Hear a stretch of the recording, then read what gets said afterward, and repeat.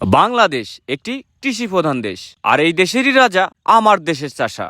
যে কৃষক মাটির উপরে শরীরের ঘাম জড়ায় সেই জাতির ভবিষ্যৎ গড়ে। লাঙ্গলের এই ফালা দিয়ে লেখা হয় আমার দেশের ভাগ্য। একজন কৃষক মানে হাজার মানুষের খাবারের দায়িত্ব। আমার কাছে কৃষি মানে পৃথিবীর সব থেকে পবিত্র পেশা। এক মুঠো ভাতের পেছনের ইতিহাস, কৃষকের হাড় ভাঙা পরিশ্রম। আমি আজকে আসছিলাম হচ্ছে বালিয়াকান্দি উপজেলার আমাদের যে ডাবডার মাঠ, সেই ডাবডার মাঠে ছোট ভাই সিরাজের পেঁয়াজ লাগাতে, যে আপনার মৌসুমি যে ফসল পেঁয়াজ। তো এই পেঁয়াজ তো লাগালাম সারাদিন। আসলে কৃষক যে কতটা পরিশ্রম করে, যদি আমি না আসতাম কখনো আমি বুঝতে পারতাম না। মাঝে মাঝে এরকম অভিজ্ঞতা হওয়া খুবই দরকার। আমি সিরাজের কাছ থেকে একটা প্রশ্ন করব বা দুইটা প্রশ্ন জিজ্ঞেস করব বা জানতে চাইবো। সিরাজ জি, এই যে এখানে আমরা পেঁয়াজ লাগাইতেছি, এই পেঁয়াজ এখানে কত শতাংশ পেঁয়াজ লাগাইলে ভাই?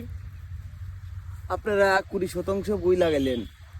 এই যে 20% বইতে আমার কত টাকা খরচ হলো?